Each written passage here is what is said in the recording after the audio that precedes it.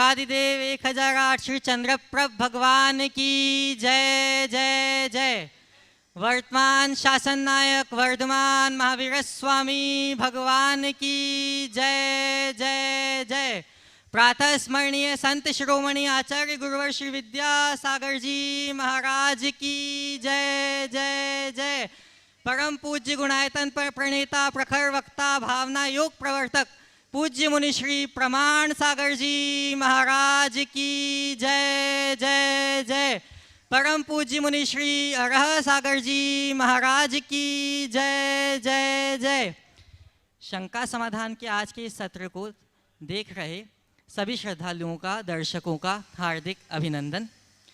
बंधुओं, आज गुरु पूर्णिमा के परम पावन पुनीत अवसर पर आइए हम सब पूज्यपाद गुरुदेव के चरणों में नमोस्तु करें और अपने जीवन को उनके आशीर्वाद के माध्यम से सकारात्मक ऊर्जा से भरकर कृतकृत्य करें। सभी हाथ जोड़ें और मेरे साथ बोलें, हे गुरुदेव नमोस्तु नमोस्तु नमोस्तु।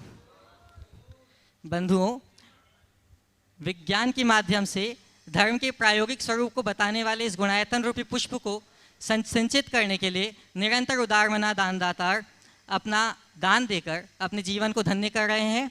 आज भी इस कड़ी में लोग जुड़े हैं। निर्माण निधि से श्री राजकुमार जैन, ऋतिक जैन इटारसी होशंगाबाद से। अगर वो यहाँ पे हो तो वहीं से खड़े होकर पूज्य गुरुदेव के चरणों में नमोस्तु करें और उनका आशीर्वाद प्राप्त करें। इसी क्रम में चातुर्मास 2022 में 17 तारीख को जो कलश स्थापना होनी है उसमें सिद्धि कलश के लिए श्री वरुण जैन, प्रियंका जैन, मुनीश पुरुदेव जैन मुंबई से इन्होंने अपना कलश रजिस्टर कराया है। अगर वो उपस्थित हैं तो यहाँ आए, पूज्य गुरुदेव के चरणों में नमोस्तु करें।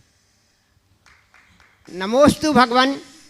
दौड़कर जो हमें नहीं डरा सकता वह हमें तोड़कर डराना चाहता है, ऐसे में हम क्या करें? फिर से बोलिए। नमोस्तु भगवान। दौड़कर हमें नहीं डरा सकता वह हमें तोड़कर डराना चाहता है, ऐसे में हम क्या करें? छोड़कर क्या? जोड़कर या छोड़कर क्या? दौड़कर। जोड़कर जो हमें नहीं दौड़कर जो, अच्छा, दौड़कर जो हमें नहीं हरा सकता वो तोड़कर हराना चाहता है। हम क्या करें? मैं तो इतना ही कहूँगा, अपने लाइन पर चलते रहिए, न उसकी दौड़ को देखिए, न उसकी तोड़ने की चेष्टा को देखिए, न होड़ को देखिए। अपनी दृष्टि अपने लक्ष्य की ओर बनाए रखिए। न वो दौड़कर हरा पाएगा न तोड़कर हरा पाएगा। नमोस्तु नमोस्तु। अगले प्रश्न के लिए तैयार रहें। आमंत्रित करता हूँ श्री कुमार उत्कर्ष जैन सागर से और इनकी बात तैयार रहेंगी ब्रह्मचारिणी सुशीमा दीदी।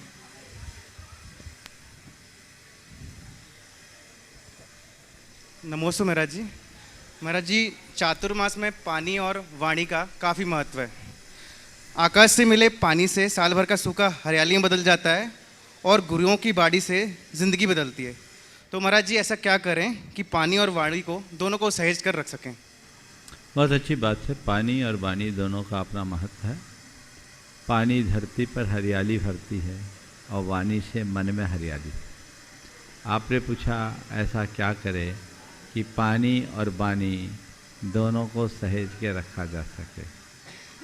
जैसे हम पानी की उपयोगिता को समझते हैं तो उसे व्यर्थ होने से रोकते हैं और उसके प्रति सावधान होते हैं, उसी तरह हम वाणी की उपयोगिता और महत्व को समझ ले तो उसके दुरुपयोग से बच सकेंगे और अपने जीवन को बेहतर बना सकेंगे। अगला, हाँ, ब्रह्मचारिणी सुशीमा दीदी जी और इनकी बात तैयार रहेंगे श्री अनिल अमिता जी दुर्गापुर से।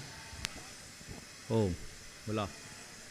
पूज्य प्रमाण सागर जी महाराज की जय, अरब सागर जी महाराज की जय। नमोस्तु महाराज जी, नमोस्तु महाराज जी। महाराज श्री, हमारा एक शंका है कि जो अपन 3 कम 9 करोड़ मुनि महाराज की जय बोलते हैं उनकी संख्या उतनी ही रहती है अथवा कम ज़्यादा? क्या? फिर से बोलिए। 3 कम 9 करोड़ मुनि महाराज की जय बोलते हैं ना, अर्घ चढ़ाते हैं, तो उनकी संख्या उतनी ही रहती है कि कम भी होती आपने है। तो स्वाध्याय किया है, ये बात अच्छे से समझते होंगे। 3 कम 9 करोड़ मुनिराज सर्वाधिक संख्या है। जिस समय छपक श्रेणी और उपसम श्रेणी में अंतर होते तब ये नहीं होते, ये यदा कदा ही होते। चलिए। नमस्ते। श्री अनिल अमिता जी जैन और इनकी बात तैयार रहेंगे आजा। श्री अतुल शीतल जी लाधानी, बक्सरा गुजरात से। बोलो। द्वय मुनि राज्यों के चरणों में त्रिवार नमोस्तु नमोस्तु नमोस्तु। गुरुदेव, आज गुरु पूर्णिमा है और इसलिए मैं एक बार फिर से आपको नमोस्तु कहना चाहती हूँ। मेरे अंदर कुछ भी क्षमता तो शायद थी, लेकिन गुरुदेव आपने मुझे एहसास दिलाया कि क्षमता मेरे अंदर है और मैं उस क्षमता को पहचान कर आपके सानिध्य में आगे बढ़ गई। तो गुरुदेव, मैं आपका बार बार आभार करती हूँ और भविष्य के लिए भी ये चाहती हूँ कि मैं इसी तरह आपके सानिध्य में आगे बढ़ती रहूँ। इसीलिए कहते हैं कि गुरु से जीवन शुरू होता है। बार बार आपका आभार। नमोस्तु नमोस्तु गुरुदेव। सवाल नहीं है? बहुत बढ़िया, आशीर्वाद। चलो चलिए। ओ हाँ। श्री अतुल शीतल जी लाधानी और आपकी बात तैयार रहेंगे मंजू सेठी, सरला सेठी गया। गुरुदेव के चरणों में हम सबका भावपूर्वक नमोस्तु नमोस्तु नमोस्तु। बोलो। गुरुदेव, महाभारत के काल में कर्ण ने परशुराम से जब शिक्षा ली थी तो झूठ बोलकर ली थी कि वो क्षत्रिय नहीं था। उसने कहा था कि मैं ब्राह्मण का बेटा हूँ, जबकि वो उसे खुद पता नहीं था कि वो क्या था। लेकिन क्या गुरुदेव कर्ण ने सही किया था? और गुरुदेव आखिर में जब गुरु को पता चला कि इसने झूठ बोलकर शिक्षा ली तो परशुराम ने उसे श्राप दिया, तो क्या उसने भी सही किया? क्योंकि गुरु तो माफ़ करते हैं, गुरु कभी श्राप नहीं देते, तो उसने ऐसा क्यों किया उस टाइम? देखिए, ये प्रश्न अलग अलग छोरों से अलग अलग रूप में प्रकट हो रहा है। जहाँ तक कर्ण के द्वारा अपनी जाति को छिपाने का सवाल है, ये एक अपराध है। व्यक्ति को गुरु के सामने कुछ भी अस्पष्ट नहीं रखना चाहिए, सब कुछ स्पष्ट। गुरु को अगर धोखे में रखेंगे तो जीवन में कुछ नहीं पाएंगे। तो ये करने की भूल थी। ज्ञान ग्रहण करने के लोभ में कर्ण ने ये कृत्य कर लिया। यदि कर्ण को ये पता नहीं था कि मेरी जाति क्या है तो ये तो बता सकता था, लेकिन उसने नहीं बताया। बाद में रहस्य पता लगा, गुरु कुपित हुए, श्राप दिए। गुरु को माफ करना चाहिए, श्राप नहीं देना चाहिए। एक दृष्टि से ये बात बिल्कुल सही है। और कोई वीतरागी गुरु होगा तो माफ़ी करेगा, लेकिन गुरु को जो शस्त्र विद्या दी गई, गुरु ने जो शस्त्र विद्या दी, शस्त्र विद्या वीतराग विद्या नहीं, ये लौकिक विद्या है। तो लौकिक विद्या को देने वाला गुरु भी वीतराग नहीं होगा, तो क्षोभ होना स्वाभाविक है, क्योंकि वो एक मिशन को लेकर के चल रहे थे। कहा जाता है परशुराम ने इस धरती को 7 बार क्षत्रिय विहीन किया। तो जो क्षत्रियों के प्रति द्वेष रखे हुए हैं, वो किसी की इतनी बड़ी गलती को माफ कैसे करेगा? मैं तो इसे भी बड़ी उदारता मानता हूं कि उन्होंने कर्ण को जीवित छोड़ दिया या और कोई भयंकर श्राप नहीं दिया। केवल इतना ही कहा कि जब भी तुम ब्रह्मास्त्र का प्रयोग करोगे भूल जाओगे। और वह करने के लिए एक बड़ी समस्या बन गई। तो ये चीज़ें हैं जिस पे हमें पूर्वापर विचार करना चाहिए और गंभीरता से देखना चाहिए। अगर हम वीतराग गुरु की बात करेंगे तो वीतराग गुरु शिष्य के दोषों को माफ ही नहीं करते हैं, साफ भी करते हैं। वो श्राप नहीं देते हैं, साफ करते हैं।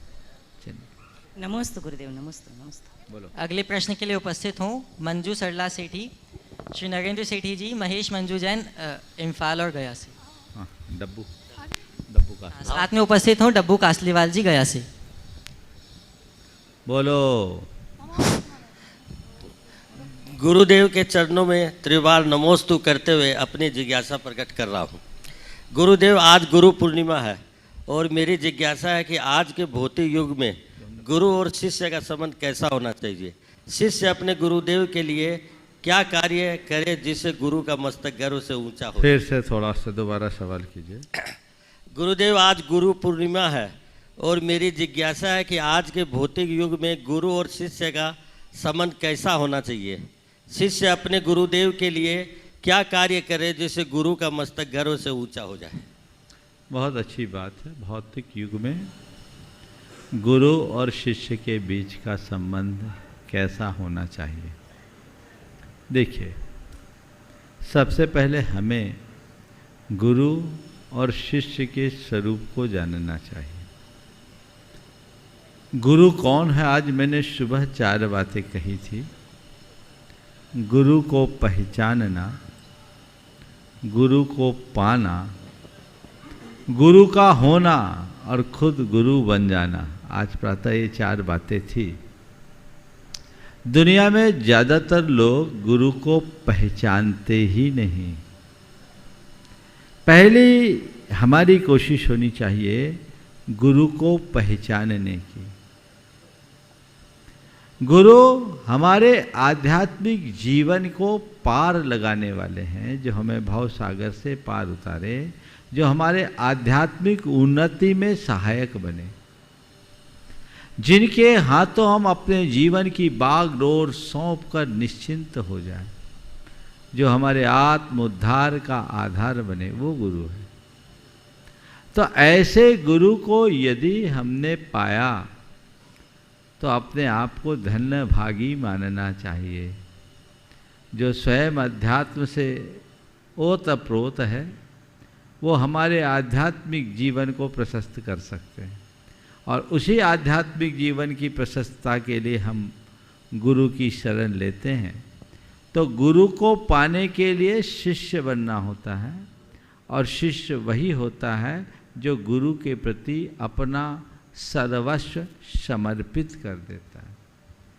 सर्वस्व समर्पित कर देने के बाद अपना कुछ नहीं होता।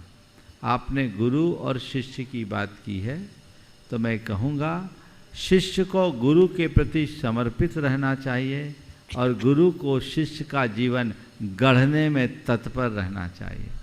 गुरु शिष्य के जीवन को गढ़ते और तराशते हैं, और शिष्य गुरु चरणों में अपने आप को अर्पित करके अपने जीवन में निखार लाता है।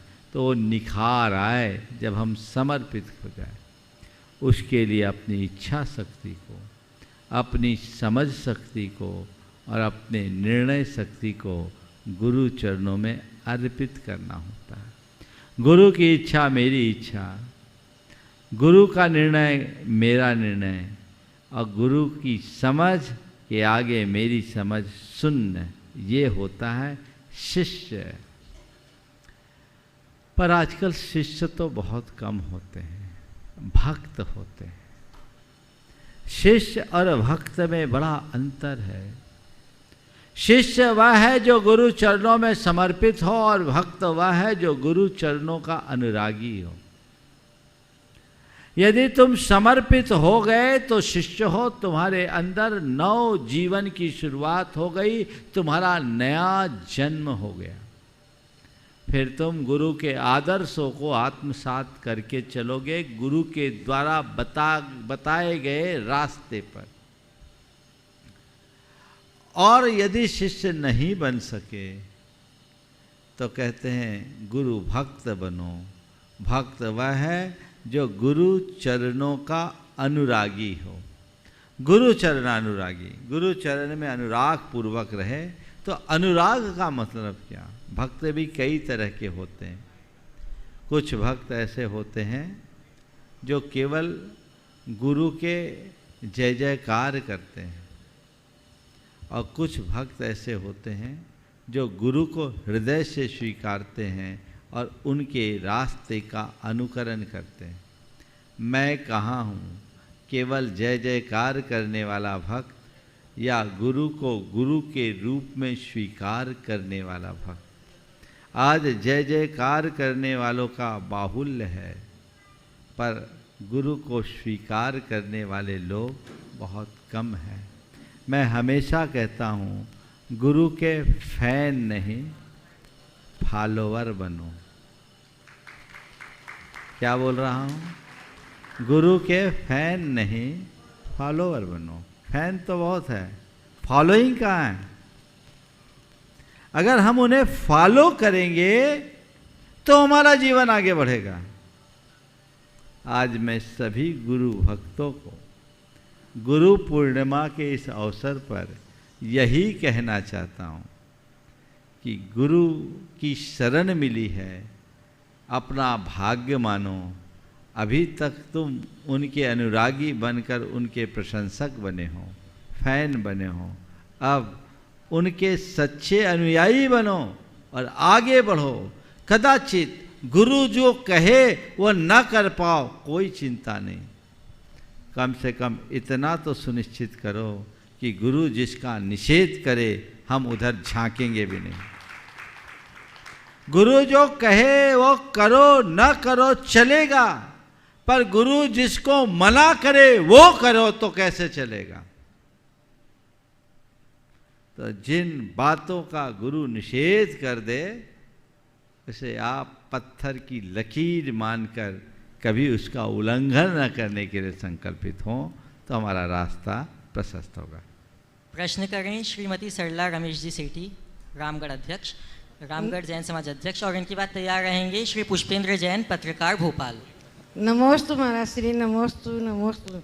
पहले तो महाराज श्री आज आपका आशीर्वाद चाहिए हम लोगों को। जीवन में धर्म का क्या महत्व है? क्या पूजा करना, मंदिर जाना, व्रत रखना ही धर्म की श्रेणी में आता है, या कुछ और भी है जिसे हम ध्यान देना चाहिए, जिससे हमारे जीवन का स्तर ऊंचा उठ सके? देखिए, तो इतने दिन से हम लोग बता चुके हैं, 50वीं वर्षगांठ के बाद आप पूछ रही हो कि धर्म का महत्व क्या है। ये कोई बच्चा पूछता तो बात समझ में आती है। मुझे लगता बच्चों का सवाल आप पूछ रही हैं। अच्छी बात है, मैं आशीर्वाद तो देता हूँ, आगे बढ़ो, और अभी तक धर्म के मर्म को समझ गए होंगे। मैं इतना कहूँगा, क्रिया मात्र का नाम धर्म नहीं है। क्रिया तो धर्म के आराधन का एक बाहरी रूप है, पर क्रिया के साथ यदि हम भावों के साथ जुड़ेंगे तभी सच्चे अर्थों में धर्म को अपना सकेंगे। नमोस्तु गुरुवर, नमोस्तु। मेरा प्रश्न ये है, गुरुवर विभिन्न अवस्थाओं में गुरु कौन कौन सी परिस्थिति में कौन कौन गुरु होता है जीवन की अवस्था में? जो जने जने को गुरु बनाता है वो अटका ही रहता है, और ऐसे लोग कभी कभी गुरु के जगह गुरु घंटाल के चक्कर में पड़ जाते हैं। नहीं गुरुवर, मेरा पूछने का है, सुनो मैं बता रहा हूँ, गुरु तो एक ही होता है। नहीं, बचपन में ना गुरु माँ होती है, वो मैं बता रहा हूँ, मैं बता रहा हूँ, गुरु एक ही होता है। लोग व्याख्या करते हैं, मेरी माँ गुरु है, मेरी शिक्षा गुरु है, मेरे ये गुरु हैं, मेरे वो गुरु हैं। वो गुरु का दर्जा नहीं ले सकते। गुरु वो है जो हमारे जीवन को गढ़ दे। वो गुरु एक ही होते हैं। माँ है, हाँ, माँ में गुरु का रूप भी है और अन्य रूप भी है, पर वो गुरु नहीं है, माँ ही है। और लोक में यदि हमें किसी से कुछ ज्ञान मिला है, वो गुरु नहीं कहला सकते, वो शिक्षक कहला सकते हैं। शिक्षक और गुरु में जमीन आसमान का अंतर है। तो गुरु वही है जो तुम्हें पार लगाए। लौकिक गुरु के नाम पर आजकल तो न जाने कितने प्रकार के गुरु आ गए। उनके चक्करों में फंसने वाले संसार में ही अटकते हैं। गुरु का अर्थ ही है जो गूढ़ अंधकार से प्रकाश की ओर ले जाए। गुरु 2 अक्षर है, तो गूढ़ अंधकार से प्रकाश की ओर ले जाने वाले गुरु होते हैं और हमें ऐसे ही गुरु की शरण लेनी चाहिए। ठीक है। पुष्पेंद्र जी जैन, पत्रकार, भोपाल से, और आपके बाद तैयार रहेंगे गुणायतन शिरोमणि संरक्षक संजय प्रदीप भदौरा, टीकमगढ़। संरक्षक है, चल नहीं है सवाल। हाँ बोलो। ओम बोलिए जल्दी भैया। गुरुदेव प्रमाण सागर जी महाराज, हर सागर महाराज जी को कोटि कोटि नमस्तु।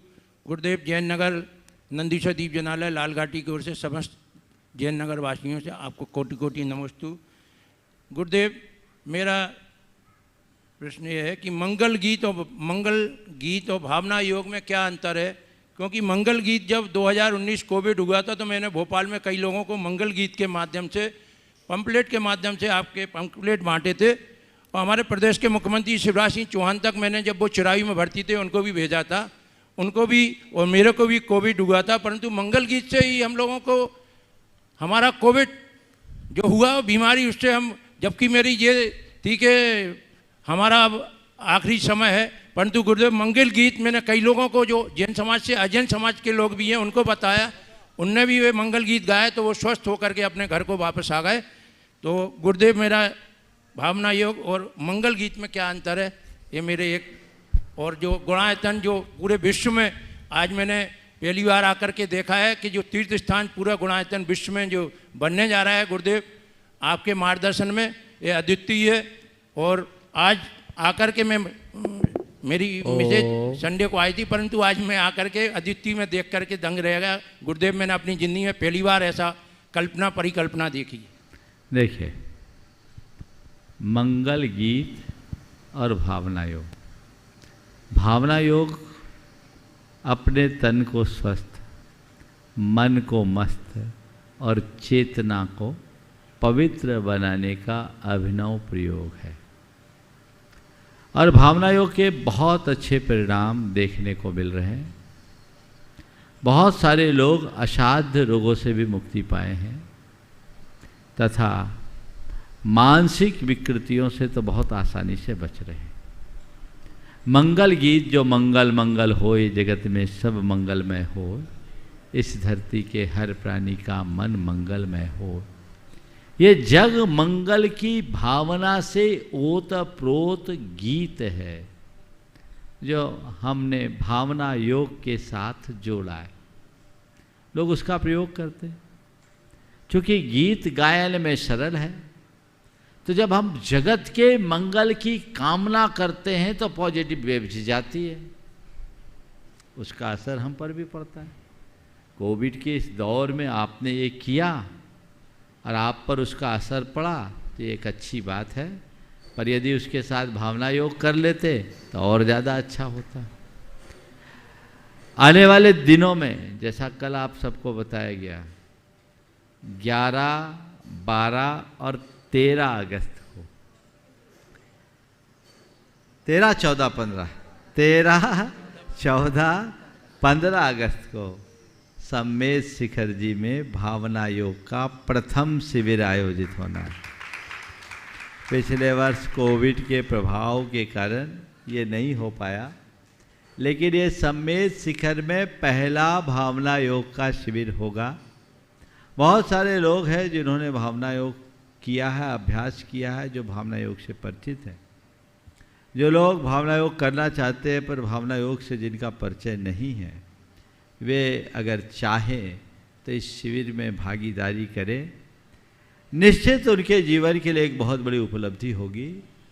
और जो बीमार हैं या मानसिक रूप से परेशान हैं वे ही नहीं, जो स्वस्थ हैं वे जरूर आएँ ताकि भविष्य में भी स्वस्थ रह सकें।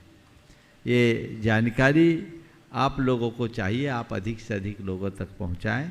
और ये पहला शिविर है, आगे भी समय समय पर जब तक सम्मेद शिखर जी में ये प्रवास है लोगों को लाभ मिलता रहेगा।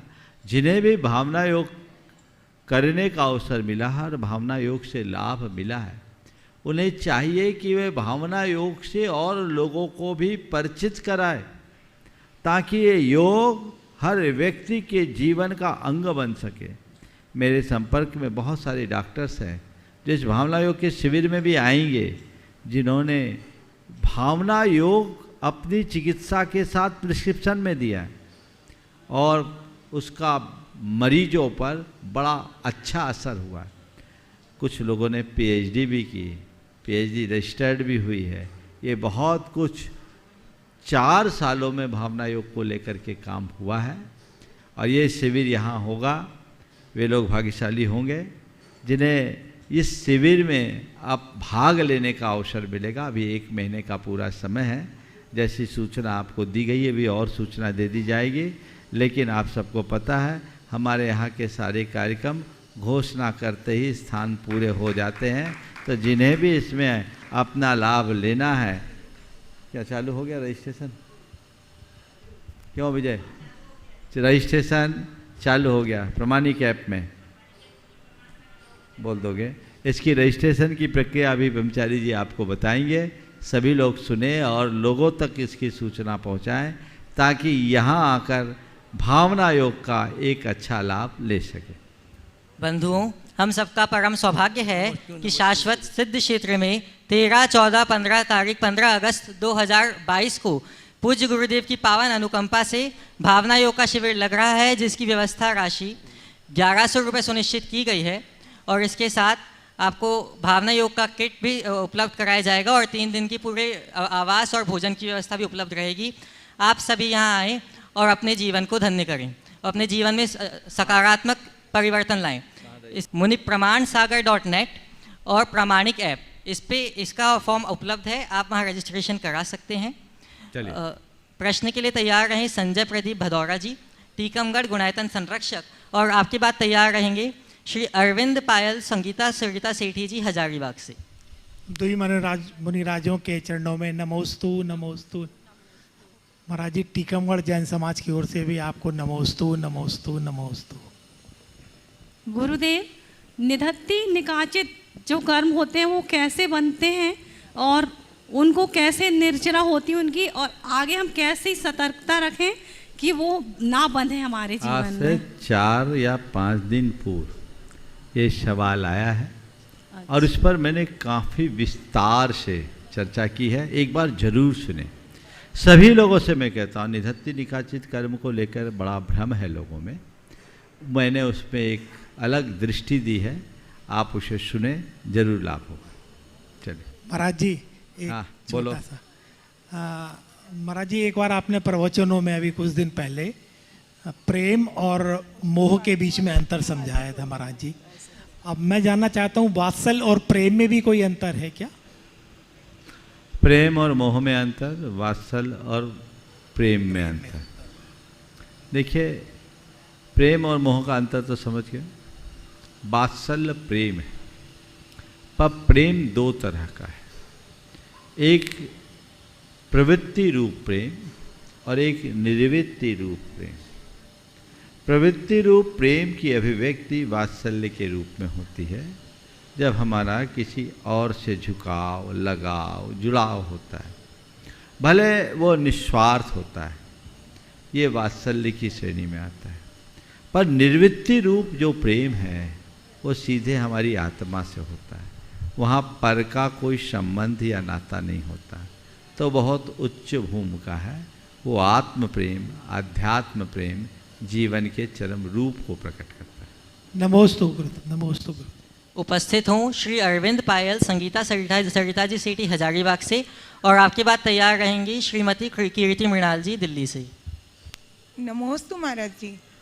महाराज श्री, नाम और पतंग दोनों जितनी ऊंचाई से उड़ते हैं उसे काटने वाले उतने ही ज़्यादा लोग होते हैं, ऐसा क्यों? फिर से बोलो।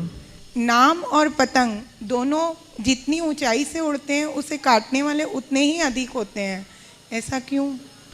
नाम और पतंग जितनी ऊंचाई पर उड़ते हैं उसे काटने वाले भी उतने ही अधिक होते हैं। आपने पूछा ऐसा क्यों?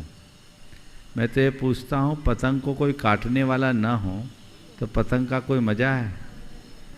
पतंग उड़ाने का आनंद तब तक नहीं होता जब तक कोई पेच लड़ाने वाला ना हो। आपने पतंग उड़ाई नहीं मालूम, मुझे तो अनुभव है ना। तो पतंग उड़ाने का आनंद ही है कोई पेच लड़ाए, तो पेंच लड़ा रहा है, लड़ाने दो। किसी के काटने से पतंग नहीं कटती जब तक कि उसकी डोर पक्की हो। डोर पक्की हो तो कितनी पेंच लड़ाए, लड़ाओ। हम उड़ा रहे हैं, हमें किसी से पेंच नहीं लड़ाना, लेकिन कोई पेंच लड़ाए तो उससे काट करके आगे बढ़ने का जज्बा हमारे अंदर होना चाहिए।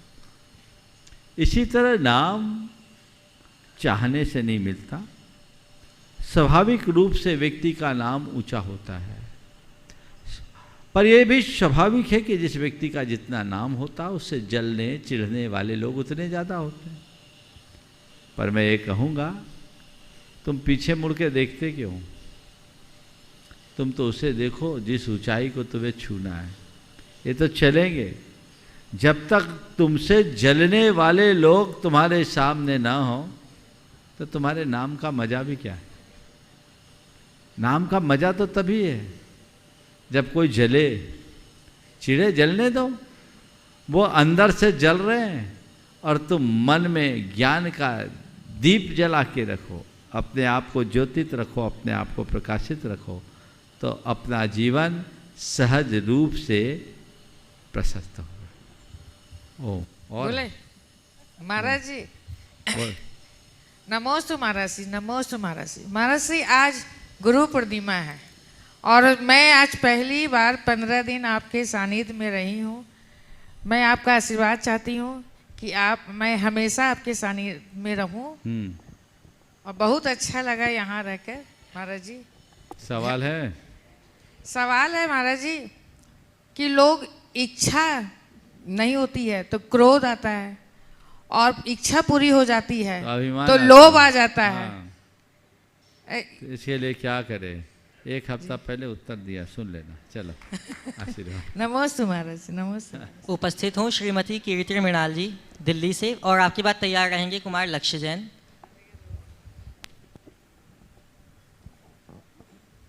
नमोस्तु भगवान। सबसे पहले आपके प्रति बहुत बहुत आभार और कृतज्ञता।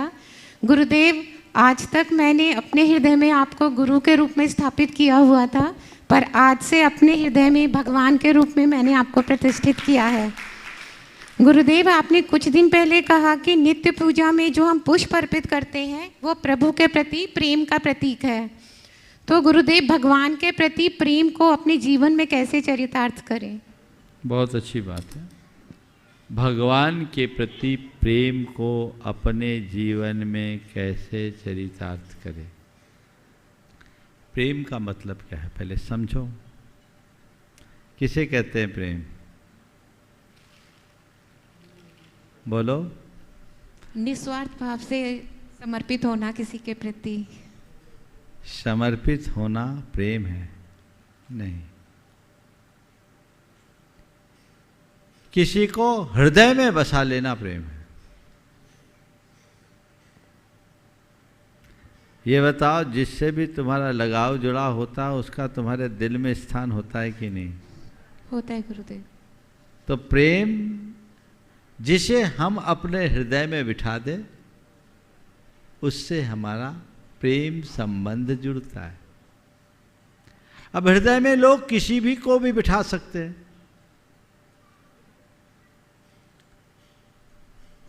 एक को हम बिठाते हैं तो उसमें राग या मोह बन जाता है, और दूसरे को बिठाते हैं तो श्रद्धा और भक्ति का रूप ले लेती है। राग और मोह में भी एक लगाव है और श्रद्धा और भक्ति में भी एक जुड़ाव है। पर राग मोह संसार को बढ़ाने वाला है और श्रद्धा भक्ति संसार से पार लगाने वाली। तो राग मोह से ऊपर उठकर जब हम श्रद्धा भक्ति के भाव से भरते हैं तब हमारा प्रेम निष्कलुष प्रेम, परम प्रेम बनता है। बाकी सब का सब प्रेम पामर प्रेम होता है। दुनिया में जो राग या मोह से प्रेरित प्रेम होता है वो चढ़ता उतरता है। हमारे अनुकूल रहे तो प्रेम बढ़ जाए और प्रतिकूल हो तो घट जाए, लेकिन जो परम प्रेम है वो चढ़ता ही है, उतरने का कोई सवाल नहीं। आपने पूछा भगवान के प्रति अपने प्रेम भाव को हम कैसे चरितार्थ करें अपने जीवन में। करें। भगवान अगर हृदय में बैठ जाए और कोशिश करो मेरे हृदय में भगवान के अलावा और कोई बैठे ही नहीं, तो अपने आप सब चीज़ें हो जाए। आज भगवान से प्रेम नहीं, ऐसी बात तो मैं नहीं कहता, लेकिन केवल भगवान से ही प्रेम नहीं, ये सही बात है ना। तो भगवान से प्रेम रखो और केवल भगवान से प्रेम रखो, इसमें अंतर है कि नहीं? हाँ, अभी तो हकीकत यह है कि जितना भगवान से प्रेम है उससे कहीं ज़्यादा औरों से प्रेम है। अब भगवान के प्रेम को उस दिन चरितार्थ मानना जब तुम्हारे हृदय में केवल भगवान हो और कोई नहीं हो, तो जीवन धन्य होगा। नमस्ते गुरुदेव। उपस्थित हूँ कुमार लक्ष्य जैन और आपकी बात तैयार रहेंगे श्री NLG जैन, गुणायतन कोषाध्यक्ष। गुरुदेव, मेरा प्रश्न ये है कि आजकल हर जगह स्कूल कॉलेजेस में हम लोग टीचर्स डे मनाते हैं, मतलब हर जगह टीचर्स डे मनाया जाता है, लेकिन हमारी भारतीय संस्कृति गुरु पूर्णिमा को मानती है। तो हम भारत में हर जगह गुरु पूर्णिमा को हर क्षेत्र में कैसे आगे बढ़ाए, जहाँ और जो टीचर्स डे हम यूजुअली मनाया जाता है उसकी जगह हम गुरु पूर्णिमा के ज़्यादा महत्व दें। देखिए, टीचर्स डे पश्चिम की अवधारणा है, वहाँ शिक्षक है, उनके पास गुरु है ही नहीं। गुरु तो भारत की खोज है, भारत का तत्व है, इसका गर्व हमें होना चाहिए। तो हम जब गुरु के मूल्य और महत्व को समझें, पश्चिमी तत्व का प्रभाव आज देश में बहुत है। उसके पीछे दो कारण हैं, एक तो आज की शिक्षा पद्धति और आज का मीडिया। शिक्षक दिवस को या टीचर्स डे को जितना प्रचारित किया जाता है, गुरु पूर्णिमा का उतना नहीं। हम सबको चाहिए कि हम गुरु पूर्णिमा को खुद प्रचारित करें और उसके महत्व को बताएं, गुरु के महत्व को बताएं और अपने आध्यात्मिक पथ दर्शक के रूप में उन्हें स्वीकारें, तो ये स्थिति ठीक हो। नमस्ते। श्री NLG जैन, गुणायतन कोषाध्यक्ष और आपकी बात तैयार रहेंगे श्री वरुण जी, प्रियंका जी, मुनीश पुरुदेव जैन, मुंबई से। दोनों गुरुओं को सादर नमन, वंदन। महाराज श्री, मेरी तो जिज्ञासा थी गुरु पूर्णिमा के अवसर पर एक प्रश्न पूछना, लेकिन आपने काफ़ी इसका विस्तृत रूप से इसका समाधान कर दिया है। तो मैं एक दूसरा प्रश्न पूछ रहा हूँ। महाराज जी, विनम्रता और सहिष्णुता दोनों को प्रामाणिकता करने के लिए क्या करें? विभिन्नता और सहिष्णुता, विनम्रता और सहिष्णुता को प्रमाणित करने के लिए क्या करें? पहले विनम्रता और सहिष्णुता के अर्थ को जाने, तब कहीं जाकर हम विनम्रता और सहिष्णुता को प्रमाणित करने की बात कर सकेंगे। विनम्रता क्या है? दूसरों की विनय करना, यही विनम्रता नहीं है। बड़ों के विनय करने मात्र का नाम विनम्रता नहीं है। विनम्रता का अर्थ कुछ और भी है। विनम्र केवल वह नहीं जो बड़ों का मान करे, विनम्र वह है जो छोटे का भी ध्यान रखे। समझ गए? बड़ों का सम्मान करना अच्छी बात, पर छोटों का भी ध्यान करना ये विनम्रता की पहचान है। कोई कितना भी छोटा व्यक्ति क्यों ना हो, हमारे पास आए तो उसे छोटापन का एहसास ना हो, यही सच्ची विनम्रता की पहचान है। समझ गए? तो ये नम्र वृत्ति है जो व्यक्ति के जीवन को बहुत सरल बनाता है और हर व्यक्ति के मान सम्मान का ख्याल रखता है, चाहे वो कितनी भी ऊंचाई पर क्यों ना पहुंच जाए, और उसके सामने रहने वाला व्यक्ति चाहे कितना भी साधारण क्यों ना हो। सहिष्णुता का मतलब सहन करना, प्रतिकार रहित जीवन जीना। ये एक बड़ी उच्च भूमिका है। जीवन में कई तरह की परिस्थितियां बनती है, दैहिक होती है, भौतिक होती है, मानसिक होती है। उन विषमताओं को झेलते हुए भी मन में स्थिरता बनाए रखने का भाव रखना, ये सहिष्णुता है। जैसे धरती सारे दुनिया के लोगों का पदाघात झेलते हुए भी रत्न उगलती है, ऐसे ही सहनशील होने का मतलब सामने वालों के विपरीत व्यवहार को सह करके भी सहज बने रहे। क्षमा भी सहिष्णुता का ही एक रूप है, और ये दोनों हमारे जीवन के गुण हैं। जो विनम्र होता है उसमें सहिष्णुता भी होती है, और जो सहिष्णु होता है उसमें विनम्रता स्वाभाविक होती है। महाराज जी, इनको पुरस्कृत करने के लिए भी क्या करें? इन्हें बढ़ाने के लिए क्या करें? 2 सूत्र याद रखो, भावना योग करो। मुझे सहन करना है, मुझे विनम्र रहना है। इसे बार बार दोहराएंगे, नम्र वृत्ति भी बढ़ेगी और सहनशीलता भी। नमस्ते महाराज श्री। उपस्थित हूँ श्री वरुण जी, प्रियंका, मुनीश प्रभुदेव जी जैन मुंबई से। इन्होंने इस चातुर्मास का सिद्धि कलश भी आवंटित कराया है। इनके सम्मान के लिए मैं आमंत्रित करता हूँ श्री डब्बू कासलीवाल जी, नरेंद्र जी सेठी, गया से। वहीं जाके कर दे। हाँ, वहीं कर दे। आ जाओ जल्दी, बोलो जब तक सवाल करो। हाँ, गुरुर ब्रह्मा गुरुर विष्णु गुरुर देवो महेश्वरा गुरुर साक्षात् परम ब्रह्मा तस्मै श्री गुरुवे नमः। बहुत सुंदर। नमस्ते महाराज श्री।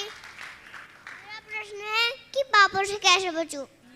मेरा प्रश्न है कि पापों से कैसे बचूं। एक बार जोरदार ताली इस बच्चे के लिए। ऐसे ये सबका चहेता है, सबसे परिचित भी है, ये अच्छे संस्कार।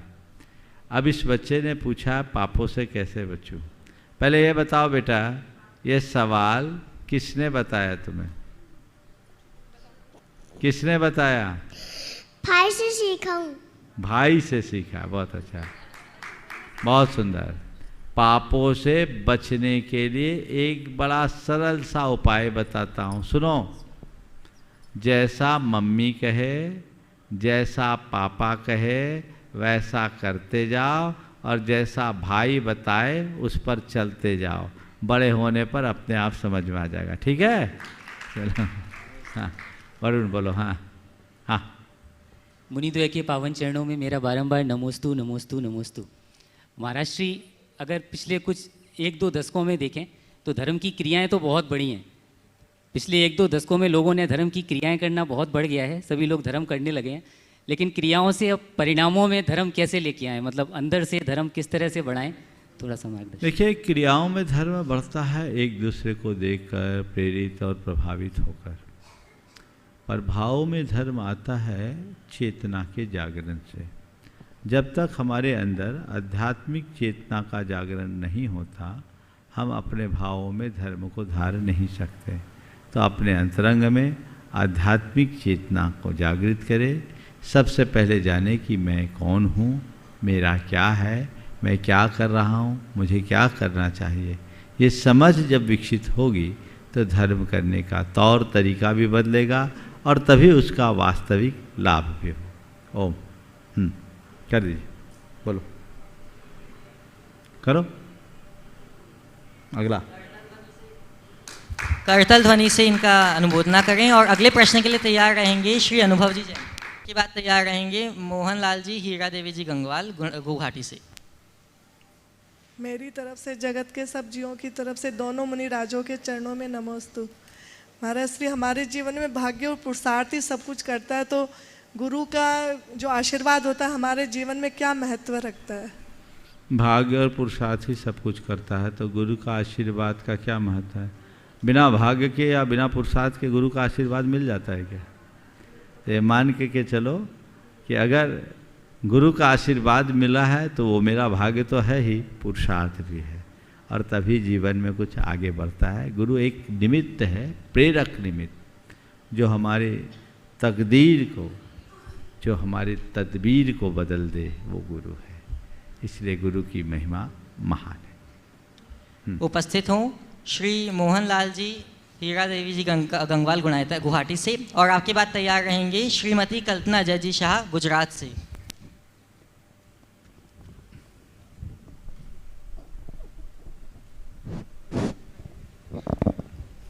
द्वय मुनिराजों के चरणों में सत बंधन। हे गुरुवर, एक उक्ति आई है कि देने वाला कभी विचार नहीं करता और बहुत विचार करने वाला कभी दे नहीं सकता।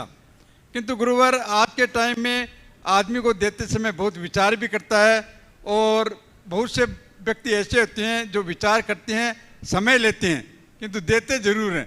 तो ये युक्ति कि वो कभी दे ही नहीं सकता, ये क्या ठीक थोड़े है? देने वाला कभी विचार नहीं करता और जो विचार करता हो दे नहीं पाता। एक अर्थ में ये बात सही हो सकती है, होती भी, पर दूसरे दृष्टि से मुझसे पूछो तो मैं कहूँगा देने का विचार हो तो दो, पर विचार करके दो कि यहाँ देना है कि नहीं। बिना विचारे देना मेरी राय में ठीक नहीं। जहाँ औचित्य दिखे, जहाँ उपयोगिता दिखे वहाँ दो। कुछ लोग औचित्य और उपयोगिता का विचार किए बिना जहाँ तहाँ दे देते हैं तो उनके देने का उतना लाभ नहीं मिलता। तो पहली बात, औचित्य और उपयोगिता का ध्यान रखकर विचार करके दे, लेकिन केवल विचार न करे, देने का विचार ही नहीं होगा तो दोगे क्या?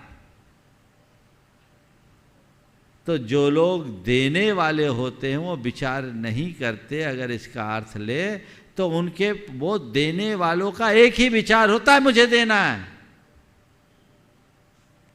और जो ये विचार करेंगे कि मुझे देना है कि नहीं देना, वो विचार ही करते रहते हैं। तो देने का विचार हमारी पहली प्राथमिकता हो, और देने का विचार हो जाने के बाद ये जरूर है कितना देना, कहाँ देना, कब देना, इसे मैं असंगत नहीं मानता, विचार करके दे। नमस्ते महाराज। श्रीमती कल्पना जी अजय जी शाह गुजरात से, और आपकी बात तैयार रहेंगी सुश्री साक्षी जी सोनी राजस्थान से। दोनों गुरुवरों के चरणों में नमोस्तु नमोस्तु नमोस्तु। पादरा समाज की ओर से दोनों गुरुवरों के चरणों में नमोस्तु नमोस्तु नमोस्तु।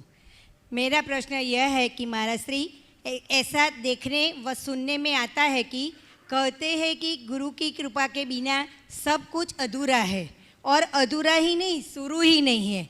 तो महाराज श्री, गुरु कृपा का पात्र कैसे, जिससे अधूरा जीवन पूर्णता को प्राप्त करे?